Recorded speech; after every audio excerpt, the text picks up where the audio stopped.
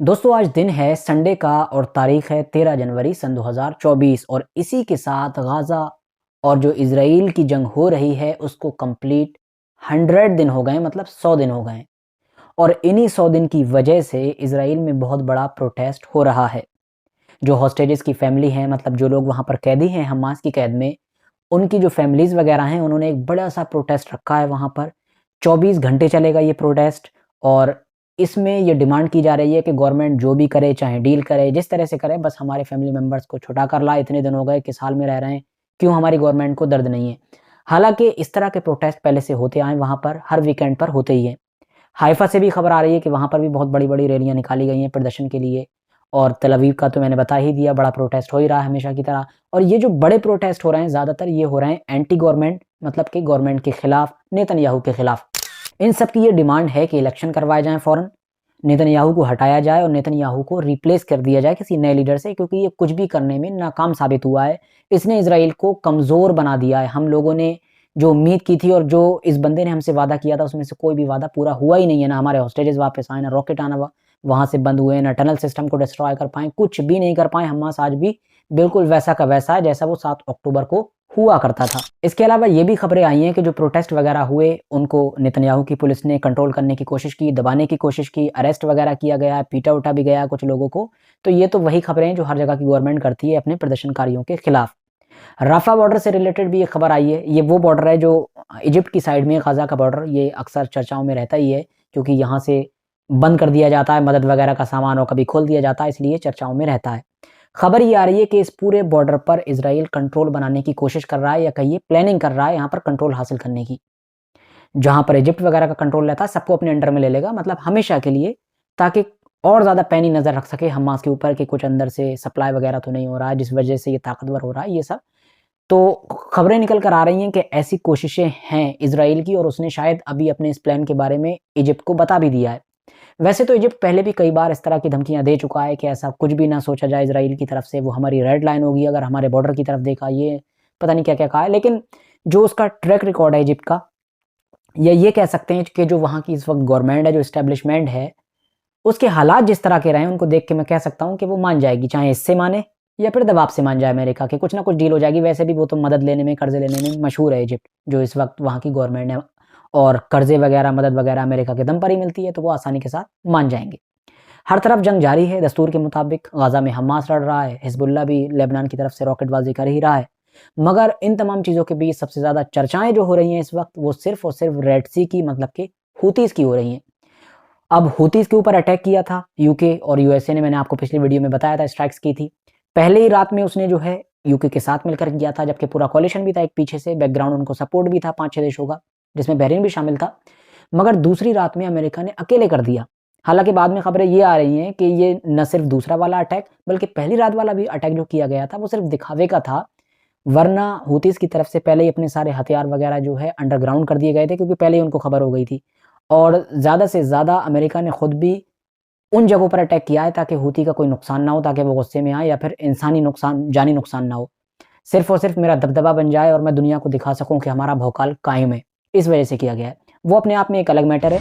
लेकिन खबर ये है कि बाइडेन की तरफ से अब ये ऑर्डर भी दे दिया गया है कि जो अमेरिकन शिप हैं वो अगले 72 घंटे के लिए रेड सी से दूरी बनाकर रखें। इसके अलावा एक रिपोर्ट में ये भी कहा गया है कि अमेरिकन शिप और स्पेशली जिनके ऊपर अमेरिका का झंडा लगा हो, वो बहुत दूरी बनाकर रखें, क्योंकि डर है उनके ऊपर अटैक हो सकता है। अमेरिका के 2 सैनिक भी लापता हैं पिछले 2-3 दिन से।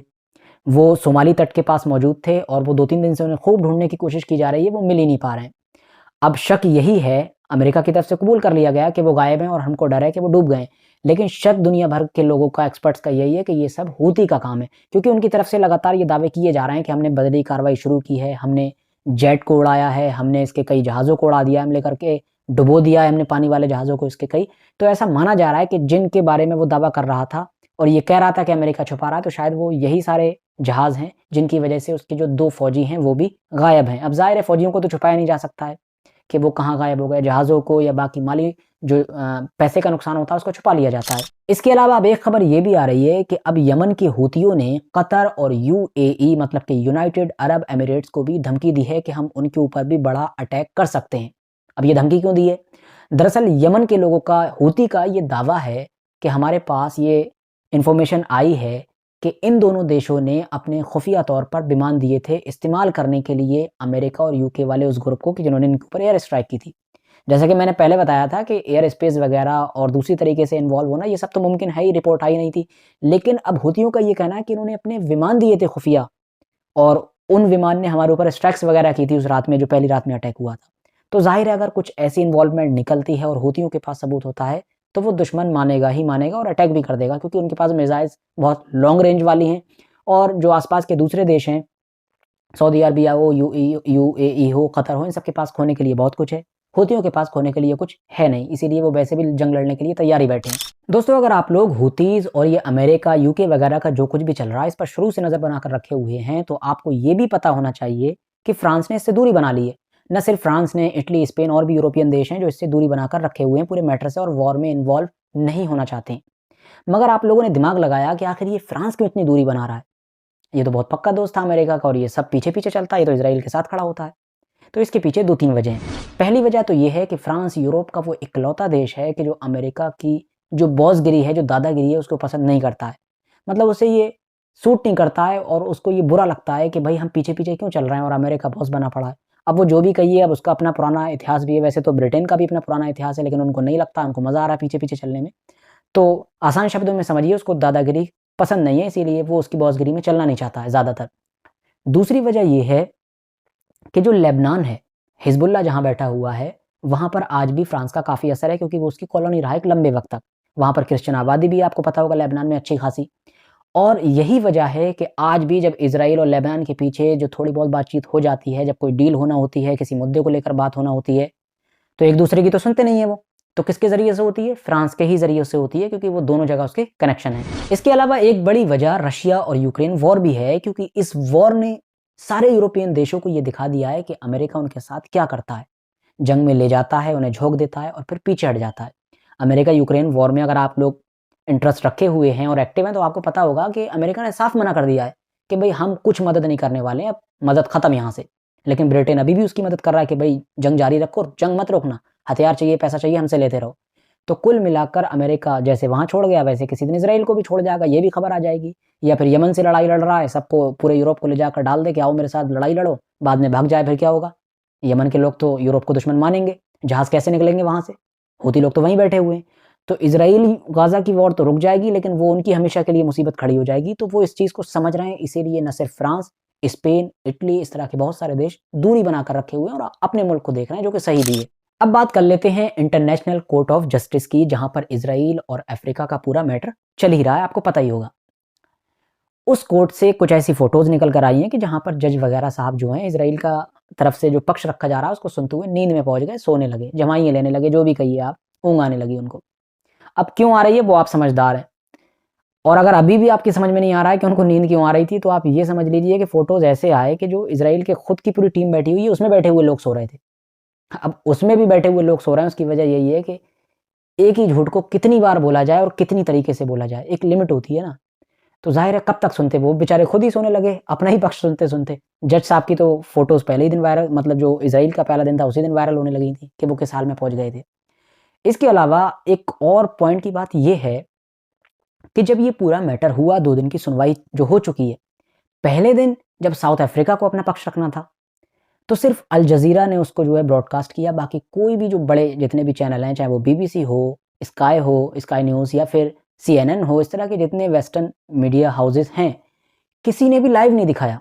किसी ने कवर ही नहीं किया, बस ऐसे इक्का-दुक्का न्यूज़ चला दी होगी, वरना कवर नहीं किया किसी ने लाइव उसको। सिर्फ़ अल जज़ीरा के अलावा, वो कतर का है, आपको पता है, वो कर ही रहा है, शुरू से ही इस वॉर को बहुत डीपली कवर।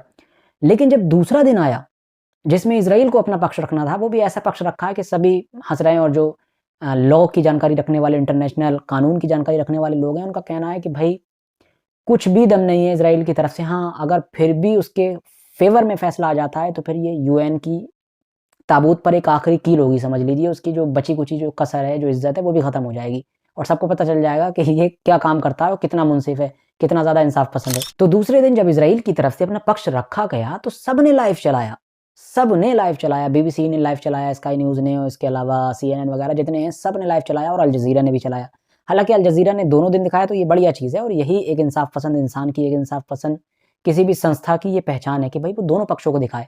सही गलत का फैसला करना देखने वाले के हाथ में है, बाकी लोगों के हाथ में है। इसके अलावा इंटरनेशनल कोर्ट ऑफ जस्टिस में एक और डेवलपमेंट ये हुआ है कि जहां एक तरफ साउथ अफ्रीका की तरफ से टर्की की एंट्री हुई है, उसने कुछ डॉक्यूमेंट्स वगैरह दिए हैं कोर्ट को और कहा है कि ये और मदद करेंगे अफ्रीका का पक्ष को साबित करने में और हमें उम्मीद है इंसाफ मिलेगा ही मिलेगा। तो वहीं दूसरी तरफ इजराइल की तरफ से जर्मनी की एंट्री हुई है और जर्मनी की एंट्री ने वाकई दुनिया को हैरान किया है, क्योंकि टर्की की तरफ उसने कोई डॉक्यूमेंट वगैरह थोड़ी दिए, उसने समर्थन किया और उसने कहा है कि हम as a third party court में एंट्री मार रहे हैं और हम अपना पक्ष रखेंगे और हम ये कहेंगे कि भाई जो इजराइल के ऊपर इल्ज़ाम लग रहे हैं ये जेनोसाइड वगैरह के, ये सब गलत हैं, ऐसा कुछ भी नहीं हुआ है। बदले में इजराइल की गवर्नमेंट की तरफ से भी अब जर्मनी का शुक्रिया अदा कर दिया गया कि भाई आपका बहुत बहुत शुक्रिया, आप तो खुद आ गए मैदान में उतर के, कोई तो आया हमारा साथ देने के लिए, वरना कोर्ट में तो खैर अमेरिका भी अभी तक साथ नहीं दे रहा है जो पूरी जंग उसकी तरफ से लड़ रहा है। तो फिलहाल आज की अपनी वीडियो को तो हम यहीं पर ख़त्म करते हैं और आगे भी जो कुछ अपडेट होंगे इस जंग के मैं लेकर जल्दी आपके सामने हाजिर होऊंगा। फिलहाल जाते जाते इस चैनल को ज़रूर सब्सक्राइब करते जाएं और अगर वीडियो इन्फॉर्मेटिव लगी हो तो वीडियो को लाइक भी ज़रूर करते जाएं और बेल आइकन को प्रेस करना बिल्कुल भी ना भूलें ताकि जब भी मैं नई वीडियो अपलोड करूं तो आपके पास नोटिफिकेशन पहुंच सके।